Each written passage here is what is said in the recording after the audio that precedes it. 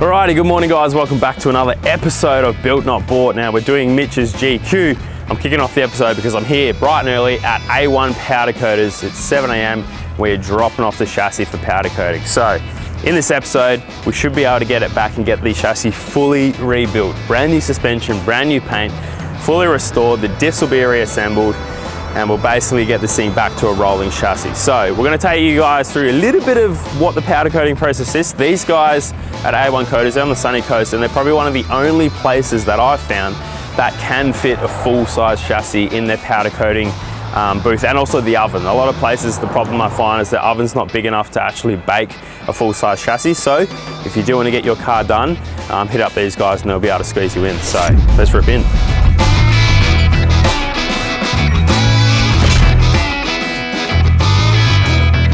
Hey guys, and welcome back to another episode. In this episode, we're doing everything suspension and chassis and finishing all that off. But while we wait for the powder coating, we're gonna just put more time into this tub. Now, you probably thought, why is the tub not done? I thought it'd be easier than a tray. Then you'd think the exact same as we did until this fisted us. So, today's problem is wheel poke. Now, it has 145 mil of wheel poke on GU diffs and neg 22 offset. So we're gonna be building a big set of sheet metal guards, kind of like the 79 tubs I've seen them getting around. I would like to just buy some, but we're gonna make them instead. Built, not bought. Right guys, so I didn't really have an idea of what I was doing here. So we jumped over to Fusion. I mocked up a 37 to make sure a 37 would tuck up nice and tight in the guard and give good fitment. We're trying to do it with minimal welding, mostly folding. That's the beauty of having a plasma cutter here on site, is we get to waste so much material trying to make things work and cost Sam a lot of money. See, I told you it'd work and it looks great. Nah, so this is actually what we've done. Kind of copied like that 79 tub style. Big shout out to Ryan from Lifetime Trailers, because he pretty much redesigned the whole thing for me, and this has been a 2-day process, to be honest. These were actually so much harder than you think. I'm not very good at Fusion, but I'm learning. So now we've got these cut out and bent. We're going to make them fit somehow, like so. I've fucked it. Again, I need to cut a V out of there and bend that in because I didn't take into account tub moves, so not ideal.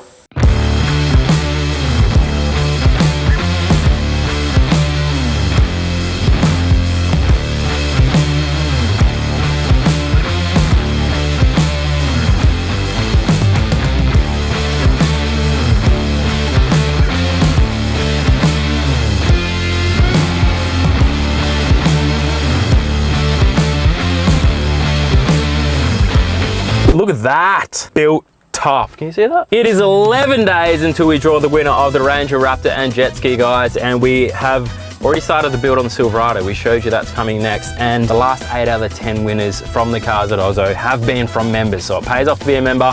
You can grab a single package or you can be a member. There'll be a link down below. There'll be a bloody code up here somewhere. Go check it out. Alright guys, we're down here at A1 powder coating and we've just sent our diffs, chassis and a few other little bits and pieces off to powder. The reason we did this over paint, first of all, before they powder, they sandblast. Now sandblast is ensuring it gets all the rust, all the dirt, all the contaminants off absolutely everything. So this stuff is basically like brand new, how it came out of the factory. Then powder coating is so much more durable than paint and a lot thicker as well. So on a 4B's undercarry that's always getting smashed by rocks and sand and dirt, powder coating is really your best option. So they just came out of the oven, they're hot as, and they look amazing. Just quickly, I was chatting to Dale, and it's not just powder, they actually put like a primer base on here too. So when the black goes on, the primer is already hot and being baked and the black kind of melts into it. He did send me some videos of that process.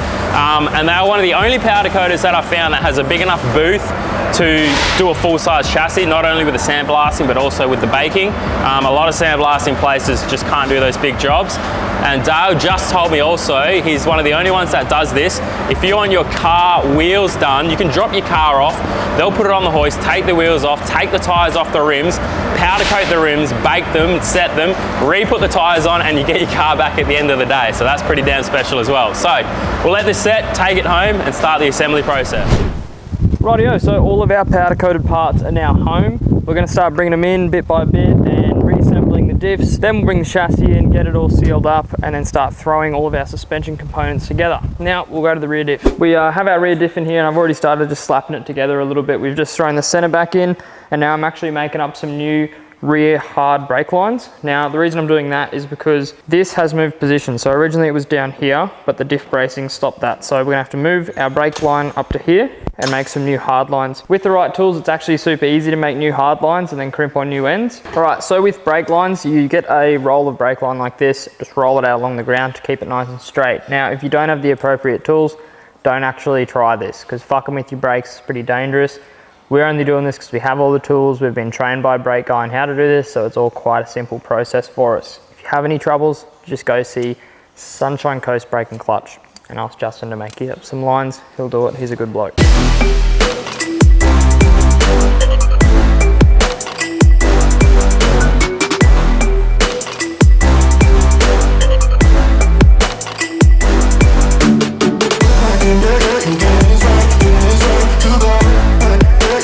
I know these radiuses look pretty big, but it's just to play it safe so you don't accidentally crease, because if you crease the inside of your pipe, you may not be able to see it from the outside, but it's going to restrict brake fluid flow, and then you won't have brakes, and then you'll crash. That's why the radiuses are big. They're not the prettiest lines, but they do the trick, and they're shiny and they're new. Shut up! All right, we're also going to run something I can throw that's not going to break. All right, we're also going to be putting on some diff breathing line just while it's out. We'll get it all zip tied up. So it's super easy when it all goes in. We just run stuff, done, problem solved. Bob's your uncle, Pat's your auntie. Here's a little tip for you. I know a lot of you may struggle. Getting airline onto things that has to stretch over. Don't use heat because it actually destroys your airline. Just chew on it. Seriously, chew on it heaps and then it'll slide on. Watch this, trust me. Oh, now I've fucked it, haven't I? Shit. Whoa, rightio guys, we've got the chassis inside. Now it's fully powder coated. I've ran around with some Sikaflex and I've sealed up all some factory little lines and stuff. You know when they stitch stuff on from factory and there's just lines that dirt and shit get trapped down in? So I went and Sikaflexed all that. That way it just seals the chassis a bit better, dirt won't get in there. But today, we're putting on all the shiny bits, and this is the exciting part, because I've slapped those diffs together and rebuild kit's coming for them diffs still, and we're gonna start putting all our bracing, hydros, shocks, everything nice, new and shiny in, because I've only got a week to get everything done, because I'm off to Japan. When you're watching this video, I'll be shredding the slopes half cut. We got British Show in a few weeks. If you want to grab yourself a ticket, code BNB, you'll get to see this. So you'll see this at like a half finished point basically. We might have a motor and box in by then, might not. You'll get to see a project half done. You'll also see the Luxy there, so make sure to run on down, grab your tickets with our code, and we'll see you at the Brizzy 4-wheel drive show. Now anyways, let's get cracked in to slapping this together. All right, so we have gone with the Superior 2.0 remote resis.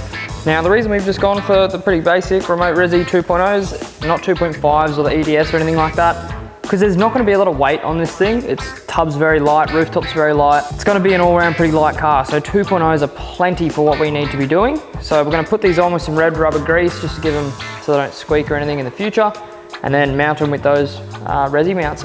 Then we can slap on the coil brace and the hydros. Rightio guys, so now we're moving on to hydros, the rear hydro setup that is. Now, you might be wondering, if you haven't heard of hydros before, what are they actually good for? So these just replace your standard bump stop. Now the standard bump stop on a GQ is pretty pitiful, and even the 80 series upgrade, it's a good upgrade, but it definitely doesn't come anywhere near hydros. Now basically what hydros are like a tiny shock absorber that has a strike pad, and when you bump out, this hits there and it slowly pushes it up and gives you a much smoother ride when you're hitting those fast sections or doing a little bit of stuff you shouldn't be doing. Now we've opted for the full bolting kit from Superior. Once again, hydros have come a bloody long way. You used to just get a canister like this and a hydro, and it was good luck to you, make it work. You have to cut into your chassis, weld shit on. It wasn't good at all, but Superior's upgraded so much, and we've got all of these parts in this kit. Now it looks complicated, but it's actually quite simple. So your hydro will thread into this, which then bolts to the underside of your coil tower brace. Then you also have some more braces that go to your front upper control arm mounts. That's actually a really good thing as well, bracing those upper control arm mounts. I have seen them snap off before, so that's just going to give us a little bit more security on those mounts as well, which is a great thing. Now I'm gonna do a pretty detailed video on how to put this together. That way you guys at home, when you can grab yourself one of these kits, you can also do the same thing and just refer back to this video. All right, so first things first, we just put that brace on top of your coil tower mounts, and then you put your hydro mounts up from underneath, and it sandwiches between that lip on your coil tower and the brace itself. Now we come in with the upper control arms, and we're putting them in so we can put on the upper control arm braces. Now these are really cool. They you can create tension with that bolt and then tighten them all into place so everything's nice and rigid.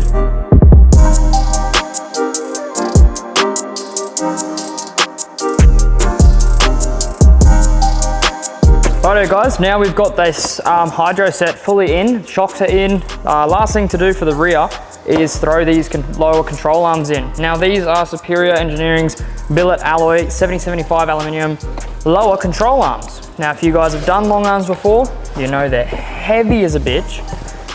They don't look the best, but now Superior has these. These arms are extremely light and they look gangster. Look at this, literally one hand, just throwing it around. Such a light arm, such a sick design too, really cool idea. So we're gonna throw these in after we throw the skid plates on, and then we can finally roll this diff under and the rear will be done. So while I throw these arms in, I thought I'd mention something that's pretty important. We've done the 4-inch 35s kit from Superior. Now, the reason we've done it, it's because the cops are getting crazy up here in Queensland, and I've seen they're getting crazy in New South and Vic as well. This kit is fully legal in Queensland, so I'm not gonna have a single problem with police. Now, the idea is this whole car is gonna be legal. We're not gonna have wheel poke. We'll still be able to run 4-inch 35s. We'll get the engine swap fully engineered and all that. We're going for the self-proclaimed fastest, biggest, legal GQ in Australia. Try and beat me. All right guys, I got a bit ahead of myself today and didn't film too much for you, but I did a little bit. So I threw the tank back in, well, stripped the tank of paint, sanded the tank, painted the tank, put the tank back in. Didn't film that, would be very boring. Did the same to the tow bar, threw the tow bar back on, mounted the resis with the supplied mount in the kit. I found this was a really cool spot to actually put them. It's gonna be super easy to reach up under the tub and switch these when we want a softer or harder ride. Also ran some brake lines, that sort of stuff. Just tidied up the rear end. But it's basically done now. It's completely finished. Just gonna leave these bolts loose for the panhard and adjustables. That way we can give it kind of a wheel alignment when the wheels are back on. Now at the moment, I'm also doing the axle seals, the O-rings for the hubs, and then I'm gonna throw the rear axles in as well. That way we can finish off the rear diff and the rear end will be good to go. We'll just be able to start on the front. I've already done a little bit on the front. I put in the drop boxes and the shock towers. I'll show you that. Good progress. We're making good progress today.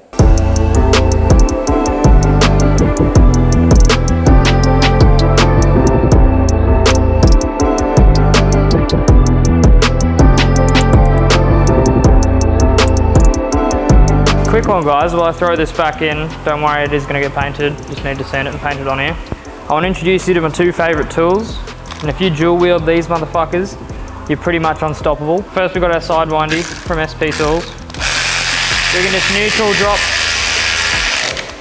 just neutral drop that bad boy on there, and that's pretty much tight. Then you back up with this long-handed, double-ended 17mm ratchet, and really get in there. If you dual wield these, you're unstoppable. Your efficiency will just go through the roof. Because this gets them in the easy part, and then this does them up the hard part. See, one end's ratchet, the other end not. You can swing off them. Really good tools. SP Tools, guys. We're moving on to the front diff here, and we're just sanding these hub ends down to make sure they're nice and smooth for the seals. So we've shimmed up the kingpin bearings and then thrown the rear seals on, and you want to make sure they have some decent resistance. Obviously you can see here we've wrapped up all of our parts and labeled absolutely everything, and I highly recommend doing this in a full rebuild like this. It just makes everything super easy to slap back together.